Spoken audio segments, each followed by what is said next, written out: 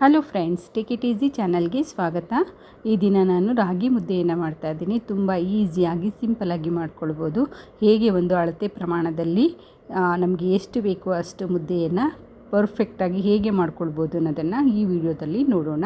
ಅದಕ್ಕೂ ಮೊದಲು ನನ್ನ ಚಾನಲನ್ನು ಸಬ್ಸ್ಕ್ರೈಬ್ ಮಾಡಿರೋ ಎಲ್ಲರಿಗೂ ತುಂಬಾ ಥ್ಯಾಂಕ್ ಯು. ಹಾಗೆ ಯಾರು ಸಬ್ಸ್ಕ್ರೈಬ್ ಮಾಡ್ಕೊಂಡಿಲ್ಲ ಅವರು ಖಂಡಿತ ಸಬ್ಸ್ಕ್ರೈಬ್ ಮಾಡ್ಕೊಳ್ಳಿ. ಹಾಗೆ ಈ ನನ್ನ ವಿಡಿಯೋ ನಿಮಗೆ ಇಷ್ಟ ಆದರೆ ನಿಮ್ಮ ಫ್ಯಾಮಿಲಿ ಫ್ರೆಂಡ್ಸ್ ಜೊತೆ ಶೇರ್ ಮಾಡಿ.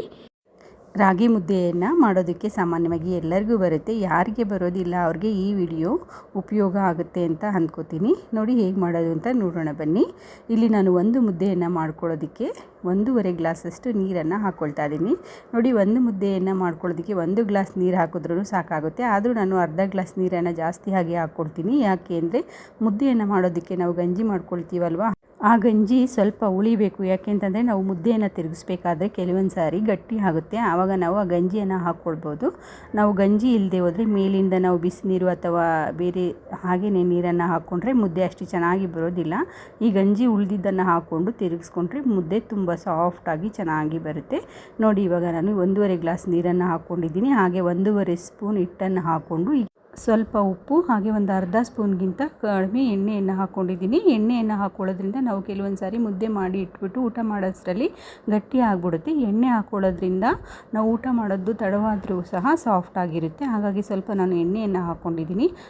ಗಂಜಿಯನ್ನು ಮಾಡ್ಕೊಂಡಿದ್ದೀನಿ. ನೋಡಿ, ಗಂಜಿ ಇವಾಗ ಕುದೀತಾ ಇದೆ. ಈಗ ಇದರಲ್ಲಿ ನಾನು 1 ಬೌಲಷ್ಟು ರಾಗಿ ಹಿಟ್ಟನ್ನು ಹಾಕ್ಕೊಳ್ತಾ ಇದ್ದೀನಿ. ನೋಡಿ, ಇದೇ ಬೌಲ್ನಲ್ಲಿ 1 ಬೌಲ್ ರಾಗಿ ಹಿಟ್ಟನ್ನು ಹಾಕ್ಕೊಂಡಿದ್ದೀನಿ. ಈ ಹಿಟ್ಟಿಂದ ಒಂದು ಮೀಡಿಯಮ್ ಸೈಜ್ ಮುದ್ದೆ ಹಾಗೆ ಒಂದು ಸ್ವಲ್ಪ ಸಣ್ಣ ಮುದ್ದೆ ಕೂಡ ಆಗುತ್ತೆ. ನೋಡಿ, ಇವಾಗ ಇದನ್ನು ಒಂದು 2 ರಿಂದ 3 ನಿಮಿಷ ಹೀಗೆ ಕುದಿಸ್ಕೊಳ್ಳೋಣ. ನೋಡಿ, ಇವಾಗ ಚೆನ್ನಾಗಿ ಕುದಿ ಬಂದಿದೆ. ಇವಾಗ ಇದನ್ನು ನಾನು ಗಂಜಿಯನ್ನು ಒಂದು ಪಾತ್ರೆಯಲ್ಲಿ ತಕ್ಕೊಳ್ತಾ ಇದ್ದೀನಿ. ನೋಡಿ, ಕೆಲವರು ಈಗ ಗಂಜಿ ಸಮೇತನೇ ಈಗ ಮುದ್ದೆಯನ್ನು ತಿರುಗಿಸ್ತಾರೆ. ಆವಾಗ ಕೆಲವೊಂದು ಸಾರಿ ಗಂಟಾಗ್ಬಿಡುತ್ತೆ. ಹಾಗಾಗಿ ನಾನು ಸ್ವಲ್ಪ ಈಗ ಗಂಜಿಯನ್ನು ತೆಗೆದು ಇಟ್ಕೊಳ್ತಾ ಇದ್ದೀನಿ. ಹೀಗೆ ತೆಗೆದು ಇಟ್ಕೊಂಡು ಹಿಟ್ಟನ್ನು ಮೊದಲಿಗೆ ಒಂದು ಸಹ ಗಂಟಿರಬಾರ್ದು, ಆ ರೀತಿಯಾಗಿ ತಿರುಗಿಸ್ಕೊಳ್ಳೋಣ. ನೋಡಿ, ನಾನು ಸ್ವಲ್ಪನೇ ಗಂಜಿಯನ್ನು ಇಟ್ಕೊಳ್ತಾ ಇದ್ದೀನಿ. ನೋಡಿ, ಈಗ ಸ್ವಲ್ಪನೇ ಗಂಜಿ ಇದೆ. ಇವಾಗ ಇದನ್ನು ನಾನು ತಿರುಗಿಸ್ತಾ ಇದ್ದೀನಿ. ನೋಡಿ, ಈ ರೀತಿಯಾಗಿ ಈಸಿಯಾಗಿ ತಿರುಗಿಸ್ಕೊಳ್ಬೋದು. ಒಂದು ಸಹ ಗಂಟು ಉಳ್ಕೊಳ್ಳೋದಿಲ್ಲ. ಚೆನ್ನಾಗಿ ಹೀಗೆ ತಿರುಗಿಸ್ಕೊಳ್ಳೋಣ. ಹಾಗೆ ನಾವು ಮುದ್ದೆ ಮಾಡೋದಕ್ಕೆ ಒಂದು ಈ ರೀತಿಯಾದ ಪಾತ್ರೆಯನ್ನು ಬಳಸ್ಕೊಳ್ಳೋಣ. ನೋಡಿ, ನಾನು ಹಿಂಗೆ ಒಂದು ಇಡೀ ಇರುವಂತಹ ಪಾತ್ರೆಯನ್ನು ತೊಗೊಂಡಿದ್ದೀನಿ. ಹಾಗೆ ದಪ್ಪವಾಗಿದೆ ಪಾತ್ರೆ, ಈ ರೀತಿಯಾಗಿ ಇರಬೇಕು. ತೆಳುವಾಗಿದ್ದರೆ ಮುದ್ದೆ ತಳ ಹಿಡಿದ್ಬಿಟ್ಟು ಸೀದಿರುವಂಥ ವಾಸನೆ ಬರುತ್ತೆ. ಹಾಗಾಗಿ ಸ್ವಲ್ಪ ದಪ್ಪವಾಗಿರುವಂತಹ ಪಾತ್ರೆಯನ್ನು ಉಪಯೋಗಿಸ್ಕೊಳ್ಳೋಣ. ನೋಡಿ, ಇಲ್ಲಿ ನಾನು ಈ ರೀತಿಯಾಗಿ ತಿರುಗಿಸ್ಕೊಂಡಿದ್ದೀನಿ. ಒಂದು ಸಹ ಗಂಟು ಉಳ್ಕೊಂಡಿಲ್ಲ. ಸ್ವಲ್ಪ ಹಿಟ್ಟು ಕಾಣಿಸ್ತಿದೆ. ಈಗ ಇನ್ನೂ ಮುದ್ದೆಯನ್ನು ಬೇಯಿಸ್ಕೊಳ್ಬೇಕು. ಇವಾಗ ಸ್ವಲ್ಪ ನಾನು ಗಂಜಿಯನ್ನು ತೆಗೆದು ಇಟ್ಕೊಂಡಿದ್ದೀನಲ್ವ, ಆ ಗಂಜಿಯನ್ನು ಹಾಕ್ಕೊಂಡು ಇವಾಗ ಬೇಯಿಸ್ಕೊಳ್ತಾ ಇದ್ದೀನಿ. ಈಗ ಗಂಜಿಯನ್ನು ಹಾಕ್ಕೊಳ್ತಾ ಇದ್ದೀನಿ. ನೋಡಿ, ಎಷ್ಟು ಬೇಕೋ ಅಷ್ಟು ಗಂಜಿಯನ್ನು ಹಾಕ್ಕೊಂಡು ಈಗ ಮಿಕ್ಸ್ ಮಾಡಿಕೊಂಡು ಒಂದು 2 ರಿಂದ 3 ನಿಮಿಷ ಪ್ಲೇಟನ್ನು ಮುಚ್ಚಿ ಹಾಗೆ ಒಂದು ಹಬೆಯಲ್ಲಿ ಕಡಿಮೆ ಫ್ಲೇಮಲ್ಲಿ ನಿಧಾನವಾಗಿ ಬೇಯಿಸ್ಕೊಳ್ಳೋಣ. ಆವಾಗ ಒಂದು ಮುದ್ದೆಯ ಒಂದು ಕಲರ್ ಕೂಡ ಚೆನ್ನಾಗಿ ಬರುತ್ತೆ. ಹಾಗೆ ಘಮ ಕೂಡ ತುಂಬ ಚೆನ್ನಾಗಿ ಬರುತ್ತೆ. ನೋಡಿ, ಇವಾಗ ನಾನು ಒಂದು ಪ್ಲೇಟನ್ನು ಮುಚ್ಚಿಬಿಟ್ಟು ಹಾಗೆ ಒಂದು ಕಡಿಮೆ ಫ್ಲೇಮಲ್ಲಿ ಬೇಯಿಸ್ಕೊಳ್ತಾ ಇದ್ದೀನಿ. ನೋಡಿ, ಹಾಗೆ ಇವಾಗ ಮುಚ್ಚಳವನ್ನು ತೆಗಿತಾ ಇದ್ದೀನಿ. ಒಂದು 2 ರಿಂದ 3 ನಿಮಿಷ ಹಾಗೆ ಒಂದು ಹಬೆಯಲ್ಲಿ ಬೇಯಿಸ್ಕೊಂಡಿದ್ದೀನಿ. ಘಮ ಕೂಡ ತುಂಬ ಚೆನ್ನಾಗಿ ಬರ್ತಾ ಇದೆ. ನೋಡಿ, ಮುದ್ದೆ ಕೂಡ ಒಂದು ಸಾಫ್ಟಾಗಿ ಚೆನ್ನಾಗಿ ಬೆಂದಿದೆ. ಈಗ ಇದನ್ನು ಈ ರೀತಿಯಾಗಿ ಚೆನ್ನಾಗಿ ತಿರುಗಿಸ್ಕೊಳ್ಬೇಕು. ಹೇಗೆಂದರೆ ಈಗ ಚೆನ್ನಾಗಿ ತಿರುಗಿಸಿ ನಾವು ಎಷ್ಟು ಚೆನ್ನಾಗಿ ಈ ರೀತಿಯಾಗಿ ನಾವು ತಿರುಗಿಸ್ಕೊಳ್ತೀವೋ ಅಷ್ಟು ಚೆನ್ನಾಗಿ ಸಾಫ್ಟಾಗಿ ಬರುತ್ತೆ. ಈಗ ಸಾಮಾನ್ಯವಾಗಿ ಪ್ರತಿಯೊಬ್ಬರು ಮನೆಯಲ್ಲೂ ಮುದ್ದೆಯನ್ನು ಮಾಡೇ ಮಾಡ್ತಾರೆ. ಯಾಕೆ ಅಂತಂದರೆ ಇವಾಗ ಪ್ರತಿಯೊಬ್ಬರೂ ರಾಗಿಯನ್ನು ತಿಂದರೆ ಆರೋಗ್ಯಕ್ಕೆ ಒಳ್ಳೆಯದು. ಹಾಗೆ ಇವಾಗ ಡಯಾಬಿಟಿಸ್ ಇರೋರೆಲ್ಲರೂ ಸಾಮಾನ್ಯವಾಗಿ ರಾಗಿ ರೊಟ್ಟಿ, ರಾಗಿ ಮುದ್ದೆಯನ್ನು ಹೆಚ್ಚಾಗಿ ಉಪಯೋಗಿಸ್ತಾರೆ. ಹಾಗಾಗಿ ಮುದ್ದೆಯನ್ನು ಕೂಡ ಮಾಡ್ಕೊಳ್ಳೋದು ಅಗತ್ಯವಾಗಿರುತ್ತೆ. ಹಾಗಾಗಿಲ್ಲ, ಪ್ರತಿದಿನ ಮಾಡಬೇಕಾಗಿರುವಂಥ ಅಡುಗೆಯನ್ನು ಈಸಿಯಾಗಿ ಸಿಂಪಲ್ಲಾಗಿ ಮಾಡೋದನ್ನು ಕಲಿತ್ಕೊಂಡ್ರೆ ಅಡುಗೆ ಮಾಡೋದಕ್ಕೂ ಸಹ ಬೇಜಾರಾಗೋದಿಲ್ಲ.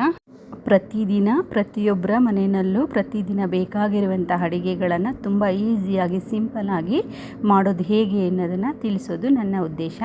ನೋಡಿ, ಇವಾಗ ನಾನು ಈ ಮುದ್ದೆಯನ್ನು ಈಗ ಚೆನ್ನಾಗಿ ತಿರುಗಿಸ್ಕೊಂಡಿದ್ದೆ, ಒಂದು ಹದವಾಗಿ ಇದೆ. ಮತ್ತು ಇನ್ನೂ ಸ್ವಲ್ಪ ತೆಳುವಾಗಿ ಬೇಕಂದರೆ ಮತ್ತೆ ಸ್ವಲ್ಪ ಗಂಜಿಯನ್ನು ಹಾಕ್ಕೊಂಡು ಇವಾಗ ಮತ್ತೆ ಸ್ವಲ್ಪ ತಿರುಗಿಸ್ಕೊಳ್ಳೋಣ. ಆಗ ತುಂಬ ಚೆನ್ನಾಗಿ ಸಾಫ್ಟಾಗಿ ಒಂದು ಬೆಣ್ಣೆ ರೀತಿಯೇ ಬರುತ್ತೆ ಮುದ್ದೆ. ನೋಡಿ, ತುಂಬ ಚೆನ್ನಾಗಿ ಬರ್ತಾ ಇದೆ. ಘಮ ಕೂಡ ಅಷ್ಟೇ ಚೆನ್ನಾಗಿ ಬರುತ್ತೆ. ಒಂದು ಹೆಲ್ದಿಯಾದಂತಹ ರಾಗಿ ಮುದ್ದೆ ಇವಾಗ ರೆಡಿಯಾಗಿದೆ. ನೋಡ್ತಾ ಇದ್ದೀರಲ್ಲ, ಇದು ತಿರುಗಿಸ್ತಾ ಇದ್ದರೆ ನೋಡಿ ಎಷ್ಟು ಚೆನ್ನಾಗಿ ಫೀಲ್ ಆಗ್ತಿದೆ. ಒಂದು ಬೆಣ್ಣೆ ಹಾಗೆ ಬರ್ತಾ ಇದೆ, ತುಂಬ ಚೆನ್ನಾಗಿ ಆಗಿದೆ, ಒಂದು ಸಹ ಗಂಟು ಇಲ್ಲ, ಚೆನ್ನಾಗಿ ಬಂದಿದೆ. ತರಕಾರಿ ಸಾಂಬಾರು, ಹಾಲಿನ ಸಾಂಬಾರು ಹಾಗೆ ಸೊಪ್ಪಿನ ಸಾರು ಜೊತೆ ಬಿಸಿ ಬಿಸಿ ಮುದ್ದೆ ತಿಂತಾಯಿದ್ರೆ ಸಖತ್ ಮಜವಾಗಿರುತ್ತೆ. ಹಾಗೆ ರಾಗಿನಲ್ಲಿ ಕ್ಯಾಲ್ಶಿಯಂ ಎಲ್ಲ ಅತಿ ಯಥೇಚ್ಛವಾಗಿ ಇರೋದ್ರಿಂದ ಆರೋಗ್ಯಕ್ಕೆ ತುಂಬಾ ಒಳ್ಳೆಯದು. ನೋಡಿ, ಮಹಾರಾಷ್ಟ್ರ ಆ ಕಡೆ ಎಲ್ಲ ಮೊದಲಿಗೆ ರಾಗಿ ಅಂದರೆ ಏನು ಅಂತಲೇ ಗೊತ್ತಿರಲಿಲ್ಲ. ಈಗ ಆ ಕಡೆ ಎಲ್ಲ ಯಥೇಚ್ಛವಾಗಿ ಗೋಧಿಯನ್ನು ಉಪಯೋಗಿಸ್ತಾ ಇದ್ರು. ಈಗ ಮಹಾರಾಷ್ಟ್ರದಲ್ಲೂ ಕೂಡ ಈಗ ರಾಗಿಯನ್ನು ಹೆಚ್ಚಾಗಿ ಬಳಸ್ತಾ ಇದ್ದಾರೆ. ಅವ್ರಿಗೆ ಈ ರೀತಿಯಾಗಿ ಮುದ್ದೆಯನ್ನು ಮಾಡೋದಕ್ಕೆ ಬರೋದಿಲ್ಲ. ಅವರು ರಾಗಿ ರೊಟ್ಟಿ ಹಾಗೆ ರಾಗಿ ಗಂಜಿಯನ್ನು ಮಾಡಿಕೊಂಡು ಉಪಯೋಗಿಸ್ತಾರೆ. ಹೀಗೆ ಎಲ್ಲ ಕಡೆ ರಾಗಿಯನ್ನು ಯಥೇಚ್ಛವಾಗಿ ಬಳಸ್ತಿದ್ದಾರೆ. ಹಾಗಾಗಿ ರಾಗಿ ಬೆಲೆ ಕೂಡ ಜಾಸ್ತಿ ಆಗಿದೆ. ನೋಡಿ, ಇವಾಗ ಚೆನ್ನಾಗಿ ಎಲ್ಲ ಮುದ್ದೆ ಬೆಂದಿದೆ. ಇವಾಗ ತಕ್ಕೊಂಡಿದ್ದೀನಿ. ಈಗ ತಕ್ಕೊಂಡು ಇವಾಗ ಮುದ್ದೆಯನ್ನು ಕಟ್ಕೊಳ್ತಾ ಇದ್ದೀನಿ. ನೋಡಿ ಎಷ್ಟು ಚೆನ್ನಾಗಿ ಬಂದಿದೆ ಅಂದ್ಬಿಟ್ಟು. ಚೆನ್ನಾಗಿ ಘಮ ಕೂಡ ಚೆನ್ನಾಗಿ ಬರ್ತಾ ಇದೆ. ಇವಾಗ ಮುದ್ದೆಯನ್ನು ಕಟ್ಕೊಳ್ಳೋದಕ್ಕೆ ಒಂದು ರೊಟ್ಟಿ ಮಾಡುವಂತಹ ಮಣೆಯನ್ನು ತೊಗೊಂಡಿದ್ದೀನಿ. ಮಣೆಗೆ ಹೀಗೆ ಸ್ವಲ್ಪ ತಣ್ಣೀರನ್ನು ಹೀಗೆ ಸವರ್ಕೊಂಬಿಟ್ಟು ಹೀಗೆ ಹಿಟ್ಟನ್ನು ಹಾಕ್ಕೊಂಡು ಹೀಗೆ ಚೆನ್ನಾಗಿ ಹೀಗೆ ತಿರುಗಿಸ್ಕೊಂಡು ಕಟ್ಕೊಳ್ಳೋಣ. ನೋಡಿ, ಕೈ ಬಿಸಿ ಆಗುತ್ತೆ ಅಲ್ವಾ, ಆವಾಗ ಸ್ವಲ್ಪ ತಣ್ಣೀರನ್ನು ಹೀಗೆ ಮಾಡಿಕೊಂಡು ಇವಾಗ ಮುದ್ದೆಯನ್ನು ಈ ರೀತಿಯಾಗಿ ಕಟ್ಕೊಳ್ಳೋಣ. ನೋಡಿ ಎಷ್ಟು ಚೆನ್ನಾಗಿ ಬರುತ್ತಿದೆ ಅಂತ. ಸ್ವಲ್ಪನೂ ಅಂಟ್ಕೊಳ್ತಾ ಇಲ್ಲ. ನೋಡಿ, ಮುದ್ದೆಯನ್ನು ಚೆನ್ನಾಗಿ ಬೇಯಿಸ್ಕೊಂಡ್ರೆ ಹೀಗೆ ಅಂಟ್ಕೊಳ್ಳೋದಿಲ್ಲ. ಚೆನ್ನಾಗಿ ಮುದ್ದೆ ಬೆಂದಿಲ್ಲ ಅಂದರೆ ಕೈಗೆ ಮತ್ತು ಮಣೆಗೆಲ್ಲ ಅಂಟ್ಕೊಳ್ಳುತ್ತೆ. ಸಾಫ್ಟಾಗಿ ಚೆನ್ನಾಗಿ ಬಂದಿದೆ. ನೋಡಿ, ಯಾರು ಮುದ್ದೆಯನ್ನು ಇಷ್ಟಪಡೋದಿಲ್ಲ ಅವರು ಸಹ ಮುದ್ದೆಯನ್ನು ತಿಂತಾರೆ. ನೋಡಿ, ನಾನು ಇಲ್ಲಿ 1.5 ಗ್ಲಾಸ್ ನೀರನ್ನು ಹಾಕ್ಕೊಂಡು ಮುದ್ದೆಯನ್ನು ಮಾಡಿದ್ದೇನಲ್ಲ, ಅದರಲ್ಲಿ ಒಂದು ಮುದ್ದೆ ಹಾಗೆ ಇದರಲ್ಲಿ ಇನ್ನು ಒಂದು ಸಣ್ಣ ಮುದ್ದೆ ಕೂಡ ಆಗ್ತಾಯಿದೆ. ನೋಡಿ, 1.5 ಗ್ಲಾಸ್ ನೀರು ಹಾಗೆ 1 ಬೌಲ್ ಹಿಟ್ಟಿಂದ ಒಂದು ಮುದ್ದೆ ಮತ್ತು ಒಂದು ಚಿಕ್ಕ ಮುದ್ದೆ. ನೋಡಿ, ಇಷ್ಟು ಮುದ್ದೆ ಆಗಿದೆ.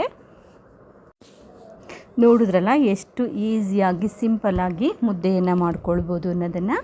ಇದೇ ರೀತಿಯಾಗಿ ನೀವು ಕೂಡ ಟ್ರೈ ಮಾಡಿ ಹೇಗಾಗಿತ್ತು ಅಂದ್ಬಿಟ್ಟು ನಿಮ್ಮ ಅನಿಸಿಕೆ ಅಭಿಪ್ರಾಯಗಳನ್ನು ಕಮೆಂಟ್ ಮೂಲಕ ತಿಳಿಸಿ. ಹಾಗೆ ಈ ವಿಡಿಯೋ ಇಷ್ಟ ಆಗಿದ್ದರೆ ಒಂದು ಲೈಕ್ ಕೊಡಿ. ಹಾಗೆ ನಿಮ್ಮ ಫ್ಯಾಮಿಲಿ ಫ್ರೆಂಡ್ಸ್ ಜೊತೆ ಶೇರ್ ಮಾಡಿ. ಚಾನಲನ್ನು ಸಬ್ಸ್ಕ್ರೈಬ್ ಮಾಡೋ ಮೂಲಕ ಸಪೋರ್ಟ್ ಮಾಡಿ.